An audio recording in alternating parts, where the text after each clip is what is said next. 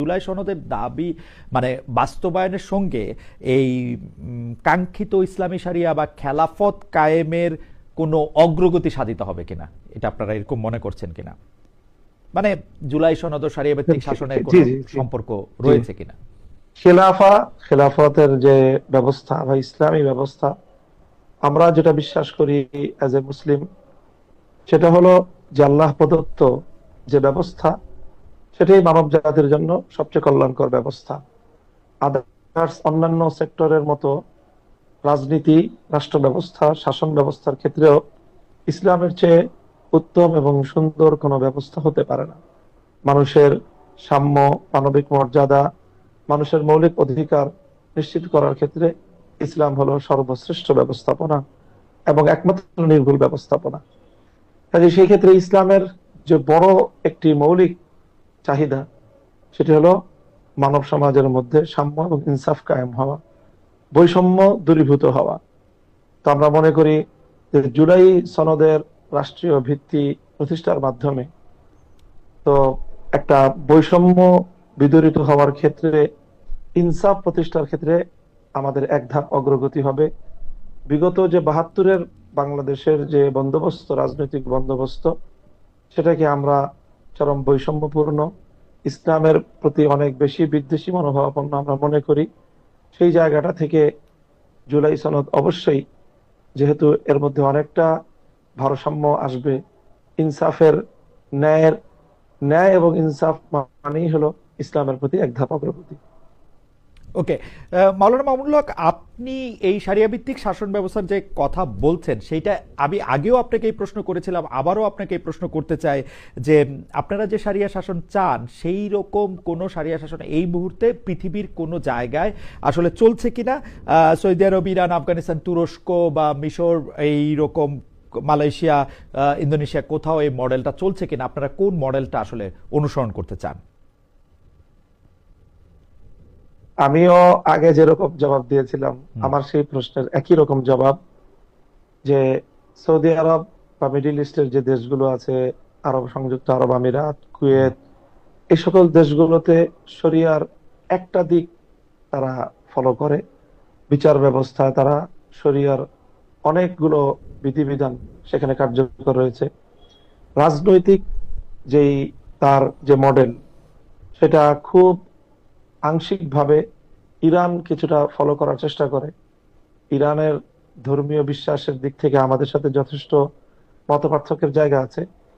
তুরস্ক, তারা যেই জায়গায় ছিল, একেবারেই সম্পূর্ণ ধর্মকে সিদ্ধান্তের মাধ্যমে রাষ্ট্র থেকে উৎখাত করা হয়েছিল, সেখান থেকে আবার তারা সেই খেলাফতে উসমানিয়ার দিকে ফিরে যাওয়ার পদক্ষেপ নিচ্ছে এবং চেষ্টা করছে বলে তাদের নানা আয়োজনের দ্বারা এটা প্রতীয়মান হয়। এই সব রাষ্ট্রের পাশাপাশি সাম্প্রতিক ইমারাতে ইসলামিয়া, আফগানিস্তান নতুন যে সংযুক্তি ইসলামী শরিয়া বাস্তবায়নের ক্ষেত্রে, তারাও যথেষ্ট উন্নতি এবং অগ্রগতি অর্জন করেছে, কিন্তু তারাও এখনো কাঙ্ক্ষিত সকল বিষয়ে পরিপূর্ণ, সকল বিষয়ে শতভাগ সাফল্য অর্জন করেছে এটা বলার সময় এখনো হয়নি। কাজেই সেই বিবেচনায় বর্তমানে প্রচলিত বা পৃথিবীর কোন রাষ্ট্রকেই আমি নিরঙ্কুশ ভাবে আমার মডেল অথবা আমার অনুসরণীয় দৃষ্টান্ত হিসেবে আমি উপস্থাপন করব না, বরং আমরা খেলাফতে রাশেদার যে শাসন ব্যবস্থা কোরআন সুন্নাহ এবং ইতিহাস থেকে আমরা পাই, সেটাই হলো আমাদের মডেল। যারা মামুনুল হক, আপনার জন্য আমরা একটা ইন্ট্রো ঠিক করে রেখেছিলাম, কিন্তু কারিগরি কারণে সেই ইন্ট্রো এবং ভালো কথা অনেকগুলি আসলে বলা হয়নি। কিন্তু যেটা হচ্ছে যে জুলাই সনদ বাস্তবায়নের দাবিতে তিনি, জনাব মামুনুল হক, এখনো সক্রিয় খেলাফতে মজলিসের আমির এবং বাংলাদেশ হেফাজতে ইসলামী বাংলাদেশের যুগ্ম মহাসচিব জনাব মাওলানা মাহমুদ মামুনুল হক। আপনাকে এবার অফিসিয়ালি আবার একটু স্বাগত জানাই, প্রশ্নে যেতে চাই আপনার অনুমতি নিয়ে। জি, ধন্যবাদ। আমরা যেতে পারি, আলহামদুলিল্লাহ। জি, যারা আমাদের সাথে সংযুক্ত আছেন, আমিও আমার পক্ষ থেকে সকলকে স্বাগত জানাচ্ছি। জি মামুন ভাই, আমরা আজকে জানি যে যে আমি আমি আমি আসলে যখন কারিগরি সংযুক্তি প্রতিষ্ঠিত হতে চেষ্টা করছিল তখন আমি বলছিলাম যে আজকে জাতির উদ্দেশ্যে প্রধান উপদেষ্টা ডক্টর মোহাম্মদ ইউনূস ভাষণ দিয়েছেন, সেখানে তিনি জানিয়েছেন জাতীয় সংসদ নির্বাচন ও গণভোট একই দিনে অনুষ্ঠিত হবে, কিন্তু আপনার স্পষ্ট দাবি ছিল গণভোট আগে হতে হবে, জুলাই সনদের সব বাস্তবায়ন করতে হবে, তারপর জাতীয় সংসদ নির্বাচন। এখন সরকারের সিদ্ধান্ত জাতীয় নির্বাচনের দিনই হবে যে গণভোট, এটা নিয়ে আপনার প্রতিক্রিয়া কি জনাব মোহাম্মদ মামুনুল হক? যে ইতিমধ্যে আমি আমার এবং আমাদের দলীয় প্রাথমিক তাৎক্ষণিক প্রতিক্রিয়া আমরা ব্যক্ত করেছি। আমরা মনে করি যে জুলাই সনদের বাস্তবায়নের যে গণভোট, সেই গণভোটকে জাতীয় নির্বাচনের দিনে একই সাথে আয়োজনের ঘোষণা দিয়ে জাতিকে হতাশ করা হয়েছে। এবং আমরা মনে করি যে এতে গণভোটের যে তাৎপর্য, জুলাই সনদের যে গুরুত্ব, সেটা অর্জিত হবে না। জুলাই সনদের প্রতি মানুষের যে মনোযোগ হওয়ার কথা, চারটা প্রশ্ন রাখা হয়েছে, এই প্রশ্নগুলো সাধারণ মানুষের অনুধাবন করা, উপলব্ধি করা, তারপরে মনোযোগ সহ সেই বিষয়ে নিজের মতামত ব্যক্ত করা, এই বিষয়গুলো জাতীয় নির্বাচনের সাথে যখন প্রতীক এবং প্রার্থীদের তুমুল একটা প্রতিযোগিতার মধ্য দিয়ে নির্বাচন অনুষ্ঠিত হবে, সেই ডামাডোলে আমরা মনে করি গণভোটের মতো, বিশেষ করে জুলাই সনদ বাস্তবায়নের মতো রাষ্ট্রের অন্যতম আগামীর রূপরেখা নির্ধারক এমন একটি বিষয়ে গণভোট আয়োজন করার কোনোভাবেই যথাযথ পরিবেশ নিশ্চিত করা যাবে না। এখন গণভোট জুলাই সনদ নিয়ে আপনাদের যে আন্দোলন চলমান ছিল সেটা কি থাকবে নাকি স্থগিত করবেন? আপনাদের সিদ্ধান্তটা কি এই মুহূর্তে? না, এখানে আমাদের অনেকগুলো বিষয় ছিল আন্দোলনের।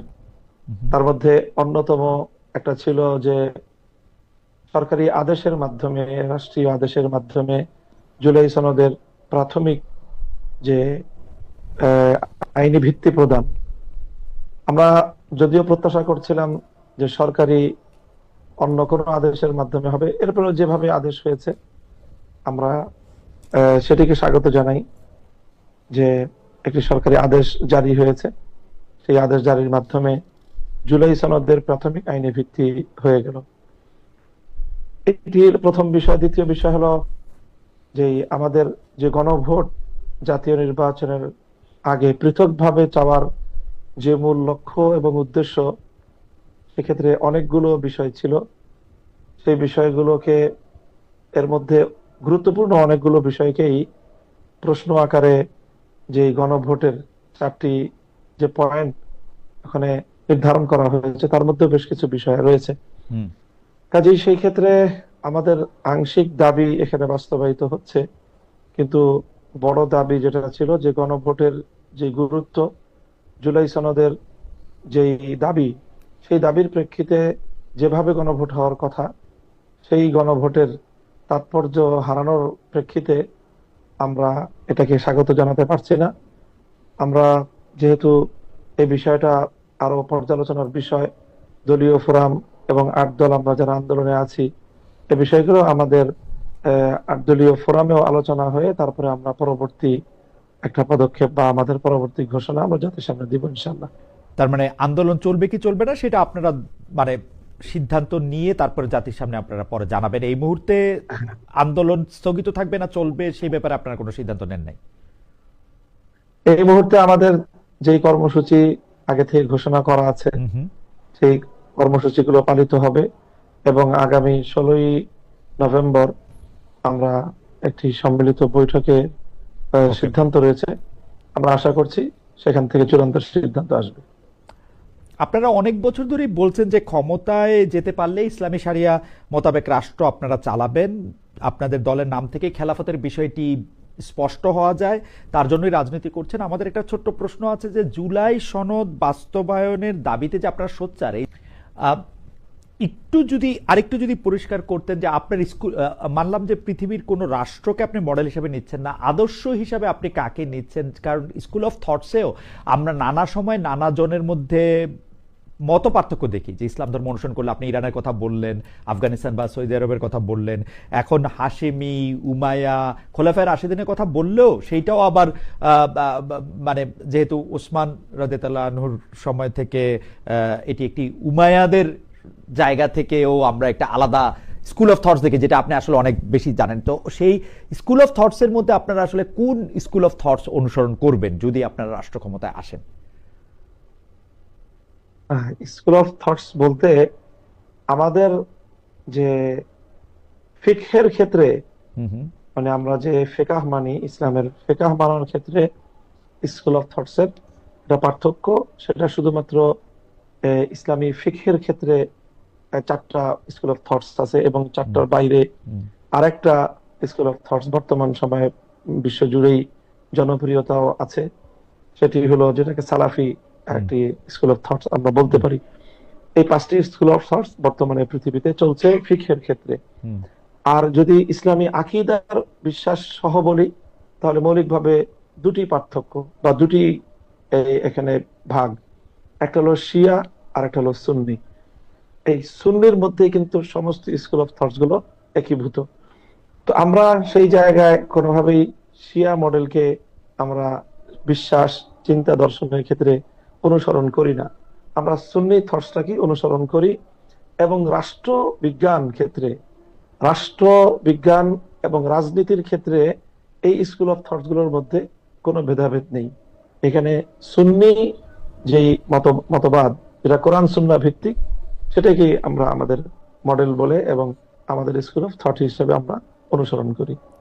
কিন্তু মাওলানা মামুনুল হক, কতগুলি জিনিসের ক্ষেত্রে স্পষ্ট মানে মাযহাবগত একদম পার্থক্য রয়েছে, যেমন হানাফি মাযহাবের সাথে শাফি মাযহাবের আসলে শাস্তি, দণ্ড, বিধি এগুলি নিয়ে কিন্তু আসলে পার্থক্য রয়েছে, যেটা আপনি আবারও বলি হ্যাঁ, মানে মালিকি বা হাম্বলির মানে হ্যাঁ, পার্থক্য রয়েছে। এই ক্ষেত্রে আপনি হ্যাঁ, কি? এটা আমি বলি, জি এই জায়গাটা আমি বলছি জি যে সেক্ষেত্রে আমি যেটা বললাম যে শাসন ব্যবস্থার মধ্যে শুধুমাত্র বিচার ব্যবস্থায় হুম বিচারিক যেই বিষয়গুলো, আদালতের বিষয়গুলোতে মাযহাবগত কিছু মতভিন্নতা রয়েছে। হুম হুম এবং সেখানে পৃথিবীতে যেই শরিয়া আদালতগুলো বর্তমানে পরিচালিত হচ্ছে, পাকিস্তানের শরিয়া আদালতের এক ধরনের প্রচলন আছে।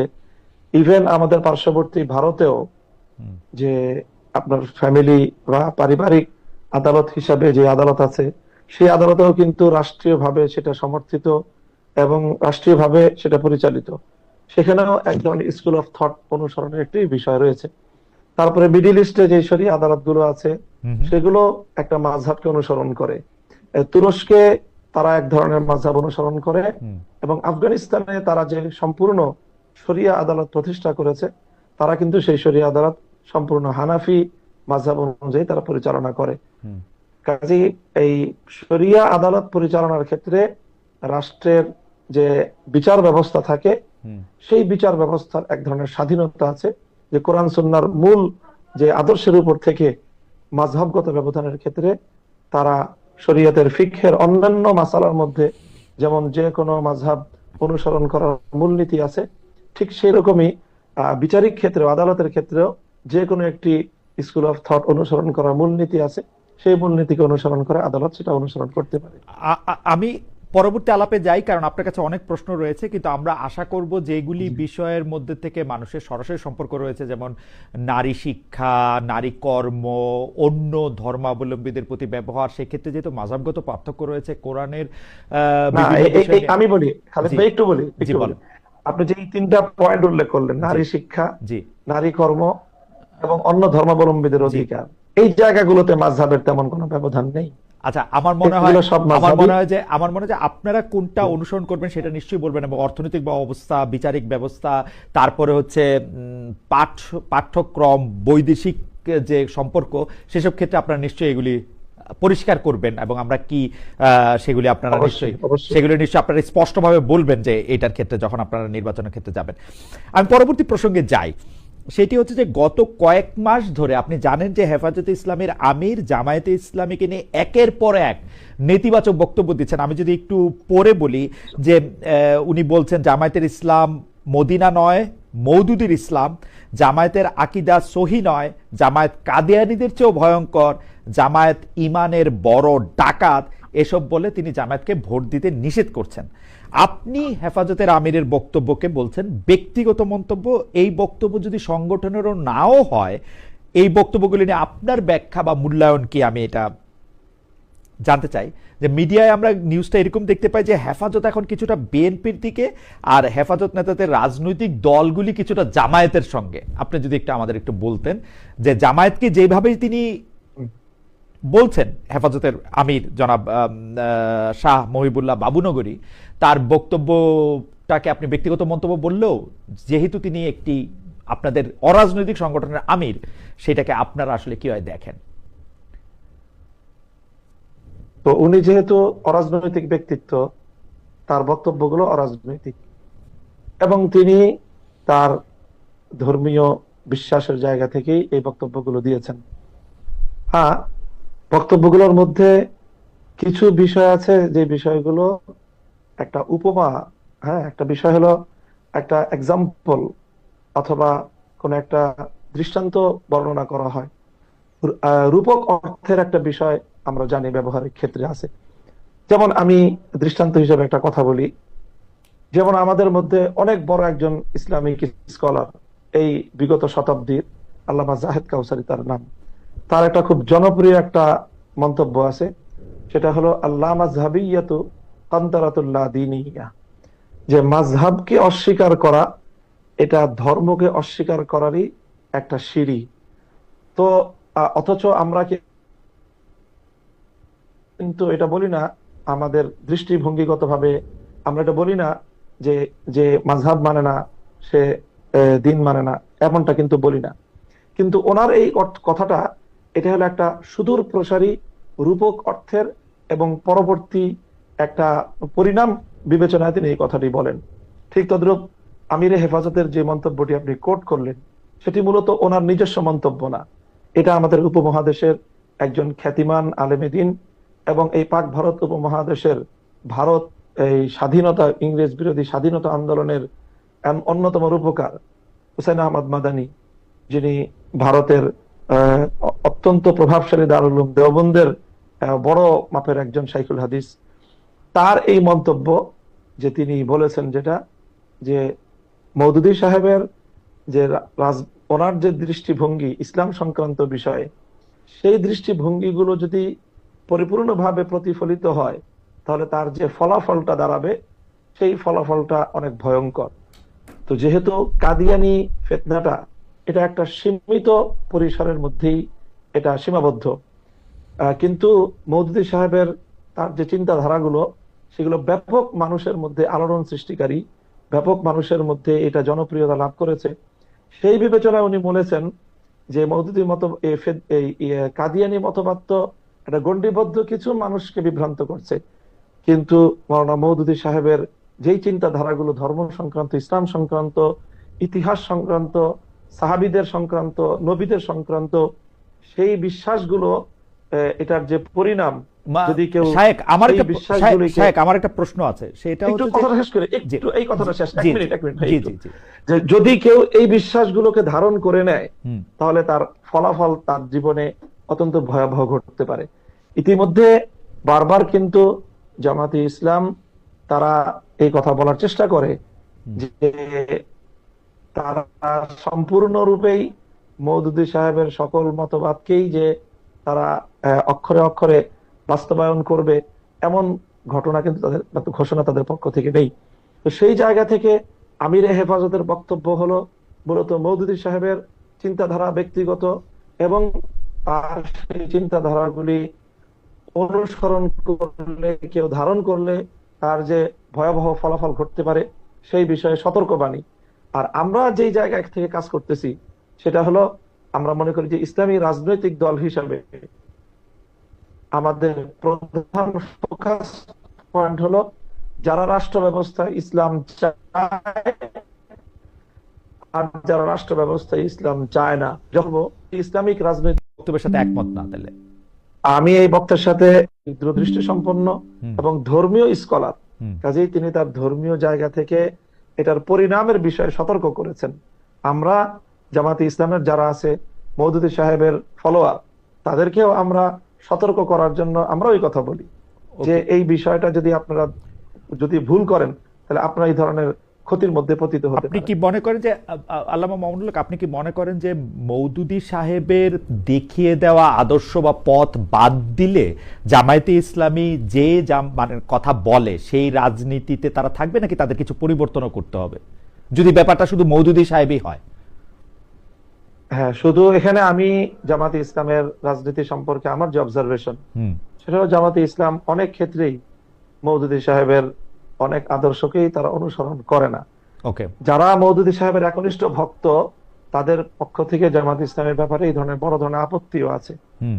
যে মওদুদী সাহেবের বেশ কিছু গুরুত্বপূর্ণ ফিলোসফি, তার বেশ কিছু দর্শন জামাত ইসলাম রাজনীতিতে অনুসরণ করছে না। যেরকম জামাত ইসলাম যেইভাবে গণতান্ত্রিক ধারাকে প্রমোট করছে, এটা মওদুদী সাহেবের মূল তার যে বক্তব্য, তার যে আদর্শ, সেটা থেকে অনেকে মনে করেন যে জামাত ইসলামের বিচ্যুতি ঘটেছে। ওকে। কাজে সেই হিসাবে আমি বলতে চাই এই জায়গায় কিছুটা ব্যবধান আছে আর কি। আপনি যেহেতু গণতন্ত্রের প্রশ্নটা তুললেন, সেহেতু আমি একটু জানতে চেয়ে রাখি যে আপনি মানে খেলাফতে মজলিস গণতন্ত্র প্রশ্নটাকে কিভাবে ডিল করে। আসলে গণতন্ত্র বলতে আমরা যে মডেলটা দেখি, জামায়াতে ইসলামীও যে ধরনের গণতন্ত্রের কথা বলে, খেলাফতে মজলিসের ক্ষেত্রে গণতন্ত্রের প্রশ্নের উত্তরটা কি? আসলে খেলাফতে মজলিসের চোখে গণতন্ত্রটা কেমন? হ্যাঁ, হ্যাঁ। আমরা আমরা আমরা গণতন্ত্রের মধ্যে তিনটা পার্ট করি। এই গণতন্ত্রের মধ্যে তিনটা পার্ট আছে। একটা পার্ট হলো বিশ্বাসের জায়গা, আর একটা পার্ট হলো অ্যাপ্লিকেশনের জায়গা। অ্যাপ্লিকেশনের জায়গার মধ্যেও আবার দুইটা পার্ট আছে। আমরা তো গণতন্ত্রের যে সবচেয়ে জনপ্রিয় ডেফিনিশন আব্রাহাম লিঙ্কনের দেয়া, government of the people, by the people, for the people, এটাই আমরা জানি। তো এই যে গভর্নমেন্ট অফ দ্য পিপল, এটা হলো বিশ্বাসের জায়গা গণতন্ত্রের। এই জায়গাটা ইসলামের সাথে শতভাগ সাংঘর্ষিক। ইসলাম কখনোই রাষ্ট্রের, জনগণের, কারোরই নিরঙ্কুশ সার্বভৌম ক্ষমতাকে স্বীকার করে না। ইসলামের লা ইলাহা ইল্লাল্লাহ যে ব্যক্তি বিশ্বাস করবে, ইসলামের সেই প্রথম কালেমার সাথেই গভর্নমেন্ট অফ দ্য পিপলের সরাসরি সংঘর্ষ। কাজে আমরা মনে করি না যে গভর্নমেন্ট অফ দ্য পিপল, জনগণের যেটা চাইবে, যা চাইবে সেটাই আইনে পরিণত হবে, বিষয়টা এমন নয়। বরং সমস্ত মানুষ মিললেও তারা যে ইমাম সাহেব তার একটা খেলাফত বা বায়াত দিয়ে যাবেন, আপনারা কি ওইটাতে আস্থা রাখতেছেন বা ওইরকম একটা কিছু না করবেন? না না না, সেটাকে তো আমরা সঠিক মনে করি না। তাদের যে শিয়াদের যে ইমামতের যে বিশ্বাস, হুম। সেটা একদম আমাদের মৌলিক প্রিন্সিপালস গুলির সাথে সাংঘর্ষিক। সেটার সাথে আমাদের বিশ্বাস বা কর্মের কোনো সম্পর্ক নেই। তাহলে আপনারা কিভাবে করবেন এটা? আপনারা গণতন্ত্রকে মেনে নিচ্ছেন, মানে আপনারা গণতান্ত্রিকভাবে নির্বাচিত হয়ে খেলাফতের দিকে এগুলি কি মানে মডিফাই করব, মডিফাই আমরা মডিফাই করব, ধরা যাক, মানে নির্বাচন ব্যবস্থা সেটা মডিফাই করব। সেটা কিরকম হবে? ধরেন আপনি খলিফা নির্বাচিত হলেন, তাহলে আপনি কি বায়াতটা হ্যাঁ। দিয়ে যাবেন আরেকজন হ্যাঁ, খলিফাকে? সেটা না না না না না না, সেটা হবে কেন? সেটা কি আমরা করবেন? যেটা করব সেটা হলো সর্বপ্রথম আমাদের যে শরিয়া ভিত্তিক নির্বাচন ব্যবস্থার যে ফর্মুলা, হুম। আমরা প্রথমে নির্বাচন কমিশনটাকে আমরা এখানে সংস্কার করব। নির্বাচন কমিশনের দায়িত্ব নির্ধারণ করব। হুম। নির্বাচন কমিশনের দায়িত্ব হবে ভোটার আইডি কার্ড প্রণয়ন করা। হুম। এখন যেটা দেয় ন্যাশনাল আইডি কার্ড, হুম। রাষ্ট্রের মধ্যে দুই ধরনের আইডি কার্ড থাকবে। হুম। একটা হবে এনআইডি, আর একটা হবে ভিআইডি। হুম। ন্যাশনাল আইডি কার্ড রাষ্ট্রের সকল নাগরিকরা পাবে, ভোটার আইডি কার্ড রাষ্ট্রের সকল নাগরিকরা পাবে না। হুম। রাষ্ট্রের ভোটার আইডি কার্ড পাবে দুটো ক্রাইটেরিয়ার উপর ভিত্তি করে। হুম। একটা ক্রাইটেরিয়া হবে হলো যে একজন মানুষ যার মধ্যে এই সঠিক শাসক নির্বাচন করার মতো সেই দক্ষতা, সেই যোগ্যতা, সেই ধরনের ক্যাপাবিলিটি যার প্রমাণ হবে পরীক্ষার মাধ্যমে যে কোনো একটা, এটা হলো একটা ক্রাইটেরিয়া। মানে দ্বিতীয় ক্রাইটেরিয়া হবে যার মধ্যে জি জি একটু যদি মানে আমাদের দর্শকদের উদ্দেশ্যে বা আমাদের জন্য যদি একটু ছোট ছোট করে বলেন, মানে একটা পরীক্ষার মাধ্যমে শাসক নির্বাচনে ভোট দেওয়ার ক্ষমতা আছে কিনা সেটা নির্বাচিত করা হবে, তাই তো? হ্যাঁ, একটা পরীক্ষার মাধ্যমে বলতে কোনো একটা ক্রাইটেরিয়া দেওয়া থাকবে, হয়তো শিক্ষাগত যোগ্যতার বিভিন্ন বিষয় এবং সার্টিফিকেশনের রাষ্ট্রীয় একটা আয়োজন থাকবে। সেই রাষ্ট্রীয় আয়োজনগুলির মাধ্যমে এখন যেমন একজন মানুষ ভোটার ন্যাশনাল আইডি কার্ড পায় কিভাবে?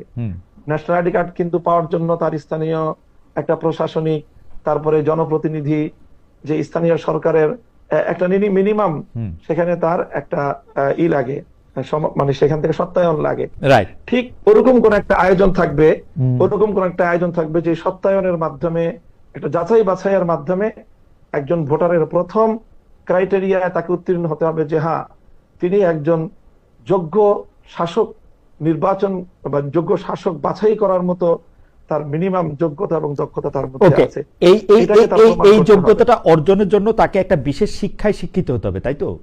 বা ধরেন না, না, না, ক্লাস না, 5 না, পর্যন্ত না, পাস করলো বা 10 পর্যন্ত না। পাস করলো, ওরকম কিছু? সেটা সেটা সময়ের হিসাবে, সময়ের প্রয়োজন হিসাবে এটাকে বাস্তবতার নিরিখে নির্বাচন করতে হবে যে শিক্ষাগত যোগ্যতাটা এখানে লাগবে কি লাগবে না, হুম। শিক্ষাগত যোগ্যতার বিষয়টা এখানে প্রয়োজন হবে কি হবে না, হুম। এটা ইসলাম নির্ধারণ করে দেয়নি। ওকে। ইসলাম যেটাকে নির্ধারণ করেছে যে অবশ্যই ভোটারকে এই যোগ্যতা রাখতে হবে যে সে সঠিক শাসক নির্বাচন করার মতো যোগ্যতা তার থাকতে হবে। ওকে, এটা সেই হলো ক্ষেত্রে প্রথম criteria। সেই ক্ষেত্রে কি তাকে সবাইকে, মানে যারা ভোটার হবে তাদের সবাইকে মুসলমান হতে হবে, মানে ওরকম কোনো কিছু কি থাকবে, মানে নাকি না, না, না, অমুসলিমরাও পারবে?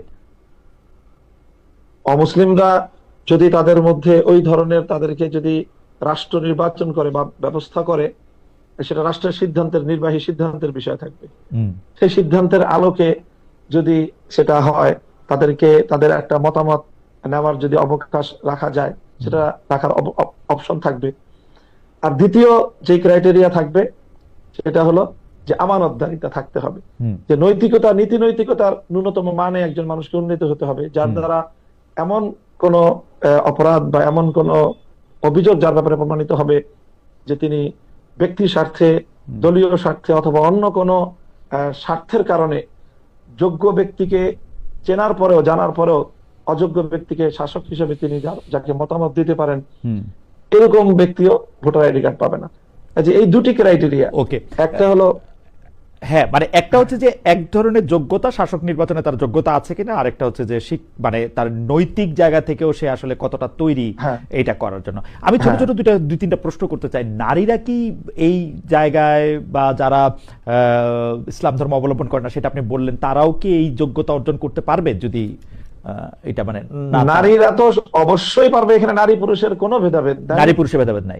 পুরুষ কোনো ভেদাভেদ নেই, আচ্ছা। এখানে নারী এবং পুরুষ সকলেই একেবারে নির্বিশেষে ওকে, এই যোগ্যতা অর্জন করতে পারবে। আচ্ছা, এই ক্ষেত্রে আমার প্রশ্ন হচ্ছে যে আপনি যেহেতু অনেক দিন ধরে বিষয়গুলি নিয়ে ভাবছেন, আপনি ক্লাসেও পড়ান বিষয়গুলা নিয়ে মানুষদের, আপনার কাছে কি মনে হয় আপনার এই ক্রাইটেরিয়নে বাংলাদেশে এখন কত সংখ্যক ভোটার থাকতে পারে? আমরা 18 কোটি বাংলাদেশের মধ্যে। অবশ্যই ভোটার সংখ্যা অনেক কমে আসবে। জি। বাংলাদেশে বর্তমানে 18 কোটি মানুষের মধ্যে ভোটার আছে 12 কোটির মতো। জি। হয়তো সেই ক্ষেত্রে এটা আরো অর্ধেকের কমে নেমে আসবে, হতে পারে। যারা ভোটার হবেন তাদেরকে কি রাষ্ট্র কোনো বাড়তি সুবিধা দিবে, বেতন বা অন্য কোনো কিছু? না, এরকম কোনো কিছু না, না। আচ্ছা, কোনো বাড়তি সুবিধা তারা পাবে না। আপনি এইটা ইন্টারেস্টিং। আপনি বলছেন যদি খেলাফতে মজলিসের পক্ষ থেকে রাষ্ট্র গঠন করা সম্ভব হয়, বা খেলাফতে মজলিসের জোটের পক্ষ থেকে রাষ্ট্রের রাষ্ট্র যেভাবে গঠিত হবে সেটাতে যদি অবদান রাখা সম্ভব হয়, সেই ক্ষেত্রে আপনারা ভোটার পদ্ধতি বা ভোট পদ্ধতি আপনারা সংস্কার করবেন। সেই ক্ষেত্রে কারা ভোট দিতে পারবে? সেটা আমি এটা বলি নাই। জি, তাহলে আপনি আমাদের এখন যে জোট, জি, আমাদের যে এখন আন্দোলন, এটা হলো বর্তমান বাংলাদেশের জুলাই বিপ্লব পরবর্তী এই মুহূর্তের যে বাংলাদেশ, এই বাংলাদেশের সার্বিক পরিবেশ অনুযায়ী আমরা এই মুহূর্তেই চূড়ান্ত খেলাফা রাষ্ট্রের দিকে যাওয়ার পদক্ষেপ এক ধাপেই নিতে পারবো, এটা আমরা মনে করি না। আমাদেরকে এটার জন্য আরো সময় নিতে হবে, মানুষকে এটার জন্য আরো প্রিপেয়ার করতে হবে, তারপরে ধাপে ধাপে আমাদেরকে সেই পর্যায় পর্যন্ত যেতে হবে।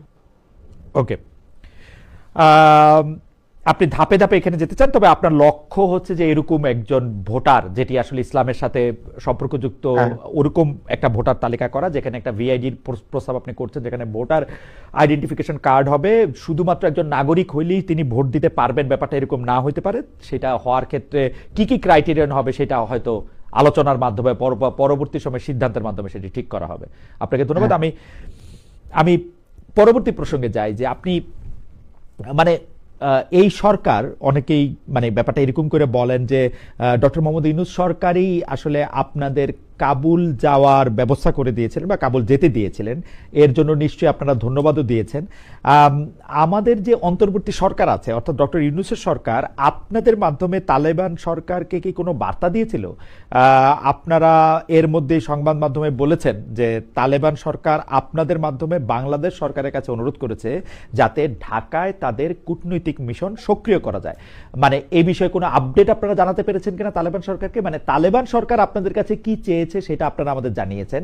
বর্তমান অন্তর্বর্তী সরকার যে আপনাদেরকে আফগানিস্তানে বা কাবুলে পাঠালেন বা যেতে দিলেন, সেই ক্ষেত্রে তাদের কোনো দাবি ছিল কিনা ডক্টর ইউনূস সরকারের আফগানিস্তান সরকারের কাছে বা তালেবান সরকারের কাছে? আমাদের আমাদের আফগান সফরের ব্যাপারে, ইমারাতে ইসলামিয়ার সফরের ব্যাপারে বর্তমান সরকারের কোনো ভূমিকা তো দূরের কথা, এটা তাদের জানারও বিষয় না। হুম কারণ আমরা এখানে বাংলাদেশে আফগানিস্তানের কোনো তেমন কোনো এখানে দূতাবাসও নেই, ভিসা প্রসেসিং এর আয়োজনও এখানে নেই। হুম আমরা এটা যুক্তরাজ্যের একটা প্রতিষ্ঠানের মাধ্যমে লন্ডনের মধ্যস্থতায় সেখান থেকে আমাদের ভিসা প্রসেসিং হয়েছে।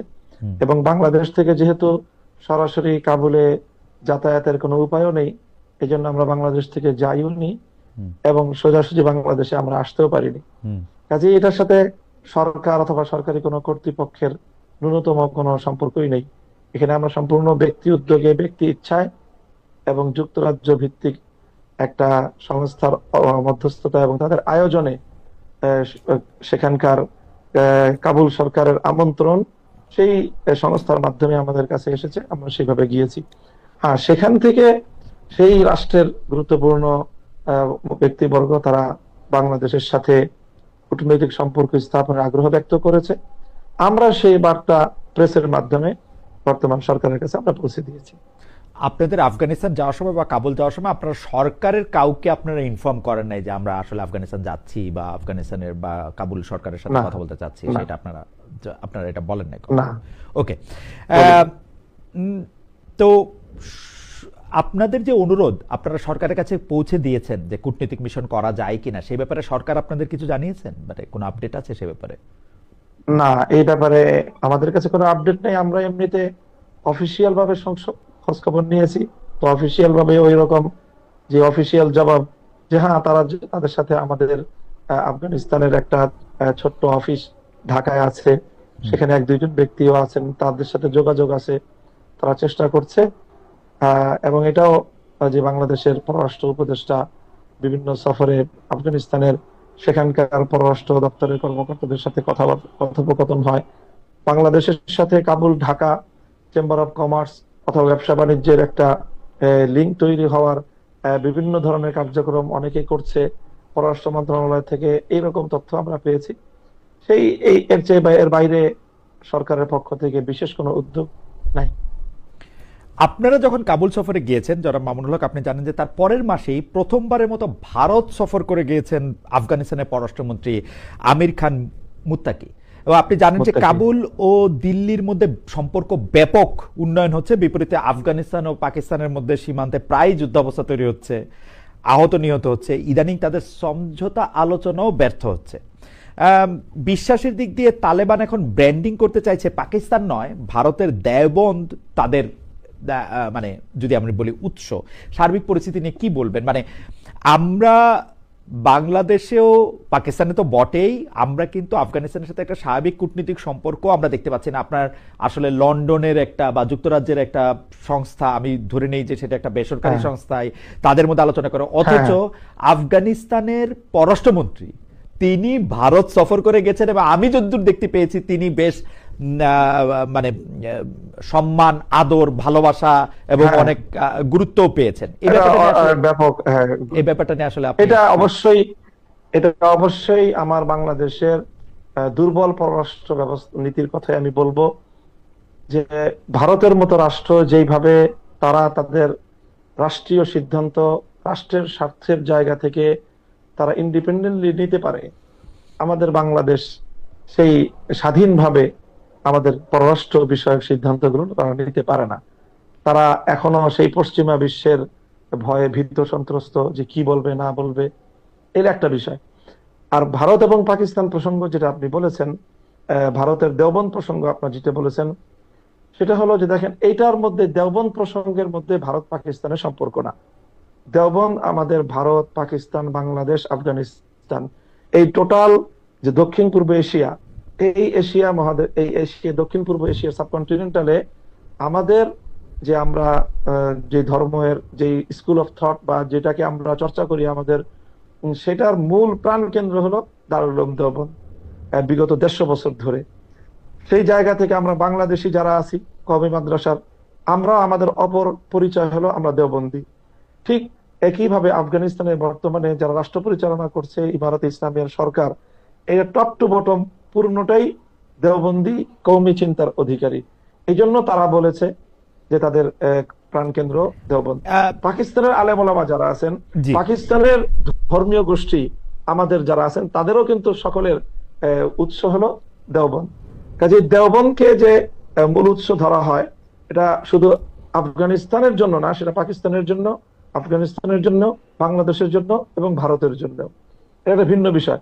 বাকি পাকিস্তানের সাথে তাদের যে সীমান্ত বিরোধ, এইটা হলো তাদের একটা সীমান্তের জটিলতার একটা বিষয়, যেটা পাকিস্তানের যে সীমান্ত প্রদেশ, সেই সীমান্ত প্রদেশের মুসলমানদের, উপজাতীয়দের তাদের যে একটা দীর্ঘদিনের যে আকাঙ্ক্ষা, দাবি ইসলামী রাষ্ট্রের প্রতিষ্ঠা এবং ইসলামী শাসন ব্যবস্থা কার্যকর করার, সেটা নিয়ে পাকিস্তান সরকার সাথে স্থানীয় সীমান্ত প্রদেশীয় যে তাহরিকে তালেবান পাকিস্তান, টিটিপির সাথে একটা সংঘাতের বিষয়, সেটা নিয়ে আফগানিস্তান সরকারের সাথে পাকিস্তান সরকারের একটা দ্বিধাদ্বন্দ্ব বা কখনো উত্তেজনার সৃষ্টি হয়। এটা সীমান্ত উত্তেজনা বলবো আমি। আপনার কাছে এইটা নিয়ে একটু বিশ্লেষণ আমি জানতে চাই যে মোদী সরকার যেখানে ঘোষিতভাবে বা তার অবস্থানগত কারণে যারা মুসলমানদের জন্য ঠিক মানে বৈষম্যহীন সরকার না, আমি যদি সবচেয়ে ভদ্রভাবেও বলি, সেই মোদী সরকার তালেবান সরকারের সাথে ঘোষণা দিয়ে তালেবান সরকারের সাথে তার আলাদা মানে এক ধরনের মানে কি বলবো ভালোবাসা সম্মানের সম্পর্ক করতে চাইছে। এটা কারণ কি বলে মনে হয় তালেবানরা সেটাতে, মানে তালেবান সরকার সেটাতে আবার সাড়াও দিচ্ছে। মানে একটা আফগানিস্তানের পররাষ্ট্রমন্ত্রীর সফর তো ছোট ঘটনা না আসলে, কারণ এই পৃথিবীর কয়টা দেশ আফগানিস্তানের পররাষ্ট্রমন্ত্রীকে হোস্ট করবে, এমনকি মুসলমান দেশগুলিও, সেটা কিন্তু আসলে হাতে গোনা। সেই ক্ষেত্রে ভারত এটি করছে। মানে মোদী সরকার এবং তালেবান সরকারের এই বন্ধনটাকে আপনি আসলে কিভাবে দেখেন? এটা হলো বর্তমানে এই পৃথিবীতে রাষ্ট্রীয় স্বার্থের বিষয় সম্পূর্ণ আমি মনে করি। আফগানিস্তান এখন এমন একটা জায়গায় অবস্থান করছে যে সেটা একটা বিকাশমান একটা রাষ্ট্র, এবং এই দক্ষিণ এশিয়ায় উদীয়মান একটা বড় ধরনের শক্তি উত্থান ঘটতে যাচ্ছে, অর্থনৈতিক শক্তি হিসেবেও তাদের উত্থান ঘটবে। তো এই জায়গায় আপনার ভারতের চিরপ্রতিদ্বন্দ্বী চীন কিন্তু আফগানিস্তানে নিজেকে এমন ভাবে তাদের সাথে সম্পৃক্ত করে ফেলেছে, আফগানিস্তানের বিশাল যে ভূখণ্ড 6.5 লক্ষ বর্গ কিলোমিটারের, বিপুল পরিমাণ সেখানে খনিজ সম্পদ, এবং নতুন একটা বিকাশমান একটা রাষ্ট্র হিসেবে সেখানে বিপুল অর্থনৈতিক ইনভলভমেন্টের যে সুযোগ, এই সুযোগটা একচেটিয়া চায়না নিচ্ছে। তো ভারত চায়নার প্রতিযোগিতায়, ভারত দেখছে যে সে যদি তার সেই হিন্দুত্ববাদ দিয়ে পড়ে থাকে, সে চায়নার প্রতিযোগিতায় এতটাই পিছিয়ে পড়বে যে সে এখানে উপমহাদেশে তার নেতৃত্ব এবং তার অর্থনৈতিক স্বার্থ সে ধরে রাখতে পারবে না। আমি মনে করি এটা উপমহাদেশীয় আঞ্চলিক যে আধিপত্যের স্বার্থ, অর্থনৈতিক স্বার্থ এবং ভারত চায়নার যে দ্বৈরথ, সেই স্বার্থের ভিত্তিতেই ভারত এটা করেছে। আর তালেবান বা ইমারত যেটা করেছে, সেটা হলো তাদের এখন এই মুহূর্তের প্রয়োজন হলো পৃথিবীতে যে কোনো রাষ্ট্রের সাথে তাদের যে একটা স্বাভাবিক যে তাদের কূটনৈতিক এবং বাণিজ্যিক সম্পর্ক, সেটা ভারত, আমেরিকা, রাশিয়া, চায়না যেই তাকে তাদেরকে অ্যাক্সেস দিবে, তার সাথেই তারা অগ্রসর হয়ে গিয়ে এই বন্ধুত্বের হাত তারা বাড়িয়ে দিবে। তাদের পলিসি। যারা মামুনুল হক, এখন যদি এরকম হয় যে মোদী সরকার মানে আফগানিস্তানের থেকে তো অর্থনৈতিকভাবে বাংলাদেশের সাথে সম্পর্ক উন্নয়ন বা বাংলাদেশের সাথে স্বাভাবিক বাণিজ্যের যে বিগ ব্রাদার রোলটা ভারত এতদিন প্লে করে আসছে, সেটা তো ভারতের জন্য খুব গুরুত্বপূর্ণ। এখন ভারত যদি চায় যে এই অঞ্চলে আপনি যেটা চায়নার কথা বললেন ব্যালেন্সটা আনার জন্য, ভারত যদি চায় জামাতে ইসলাম এবং হেফাজতে ইসলামের সমন্বয়ে বা খেলাফতে মজলিসের নেতৃত্বে বাংলাদেশেও একটা সরকার আসুক যেটা তালেবান সরকারের মতো, তো সেই ক্ষেত্রে কি আপনারা ভারতের এই প্রস্তাব বা ভারতের এই সাহায্য লুফে নেবেন? অনেকে আবার বলতেছেন যে ভারত এরকম চাচ্ছে এরকম একটা সরকার বাংলাদেশে হোক। আপনার কাছে কি মনে হয় যে যদি আমরা আমরা স্বাভাবিকভাবেই, ভারত আমাদের সবচেয়ে ঘনিষ্ঠ প্রতিবেশী রাষ্ট্র। বাংলাদেশের অলমোস্ট 80 থেকে 90% এলাকাই ভারতের সাথে সীমান্ত লাগোয়া। আমরা কখনোই ভারতের সাথে বৈরিতা চাইতে পারি না। তো ভারত যদি আমাদের সাথে বিগ ব্রাদার স্বরূপ আচরণ পরিহার করে, আমাদের উপর এই আগ্রাসনী মনোভাব যদি তারা পরিহার করে, বন্ধুত্ব সুলভ আচরণ যদি তারা সাম্যের ভিত্তিতে গড়ে তুলতে চায়, এবং সেটা আমি মনে করি অবশ্যই ইসলাম যেহেতু সর্বক্ষেত্রেই ভারসাম্যপূর্ণ, ইসলামী ব্যবস্থা যেহেতু সবচেয়ে বেশি সাম্যের ইনসাফপূর্ণ, এই জন্য ভারত যদি এটা রিয়েলাইজ করে যে আসলে বাংলাদেশে ইসলামী শাসন ব্যবস্থা প্রতিষ্ঠা হলে বাংলাদেশের সাথে তাদের ন্যায় ভিত্তিক সম্পর্ক প্রতিষ্ঠার ক্ষেত্রে সহায়ক হবে, সেটা যদি তারা এই শুভবুদ্ধি যদি তাদের মধ্যে হয়, আমরা তাদেরকে ওয়েলকাম জানাবো। আমার মনে হয় যে যেই মানে যে ভূরাজনীতির কথা আপনি আসলে বললেন চীনের বাস্তবতায়, পাকিস্তানের বাস্তবতায় এবং অন্যান্য জায়গায়, সেক্ষেত্রে ভারত হয়তো আপনাদের এই প্রস্তাব আপনাদেরকে দিতেই পারে যে বাংলাদেশে এরকম একটা সরকার হলে তাদেরও হয়তো সুবিধা আছে। যাই হোক, সেটা আপনার কথায় পরিষ্কার, যদি ভারতের জায়গা থেকে এই শর্ত পরিবর্তন করে তাহলে আপনাদেরও কোনো বাধা আসলে নাই ভারতের সাথে আলাদা করে আলাপ চালিয়ে যাওয়ার। স্বাভাবিকভাবে আমাদের কারোর সাথে স্থায়ী সম্পর্ক, বন্ধুত্ব বা শত্রুতার স্থায়ী সম্পর্ক নেই। ওকে, আপনি স্থায়ী বন্ধুত্ব বা শত্রুতার কথা বলছেন, আমি আবার একটু পাকিস্তানে যাই। পাকিস্তানে যে নিষিদ্ধ ঘোষিত সংগঠন যেটা কথা আপনি বললেন, তেহরিকি তালিবান বা টিটিপি, সেই টিটিপি প্রতিরোধ পাকিস্তান সামরিক বাহিনীকে অনেক সময় দিতে হচ্ছে। সেখানে এক ধরনের গৃহযুদ্ধের পরিস্থিতিও দেখা যাচ্ছে। এতে পাকিস্তানি সেনাদের হাতে নিহত টিটিপি সদস্যদের মধ্যে কয়েকজন বাংলাদেশিও পাওয়া গেছে। বিষয়টি আপনি কিভাবে দেখছেন? যারা যাচ্ছেন সেখানে তাদের প্রতি আপনার আহ্বান কি থাকবে? এখানে এই জাতীয় কার্যকলাপ পরিচালিত হয় বাংলাদেশ। দেখেন, পাকিস্তানে কিন্তু অনেক বাংলাদেশি এমনিতেই বসবাস করে থাকে। তারা বংশীয়ভাবে বাংলাদেশি হলেও দেখা যায় যে তারা দীর্ঘদিন ধরে পাকিস্তানে বসবাস করছে। এরকম বিভিন্ন বিচ্ছিন্ন জায়গা থেকে, শুধু বাংলাদেশ নয়, পৃথিবীর অনেক রাষ্ট্র থেকেই আফগান জিহাদ চলাকালীন সময়ে অনেক মুজাহিদরা সেখানে একত্রিত হয়েছে। সবচেয়ে বেশি আরব মুজাহিদ, আরব বিশ্ব থেকে সবচেয়ে বেশি মানুষ সেখানে এসেছে। ইউরোপ আমেরিকা থেকেও উল্লেখযোগ্য পরিমাণ এসেছে। আমাদের বাংলাদেশের তুলনায় ইউরোপ এবং আমেরিকার আপনার সেখানে যোদ্ধার সংখ্যা অনেক বেশি হবে। সেই ক্ষেত্রে আমি মনে করি না যে ক্ষেত্রে বাংলাদেশের সাথে এই বিষয়টার কানেকশন খুব শক্তিশালী কোনো কিছু।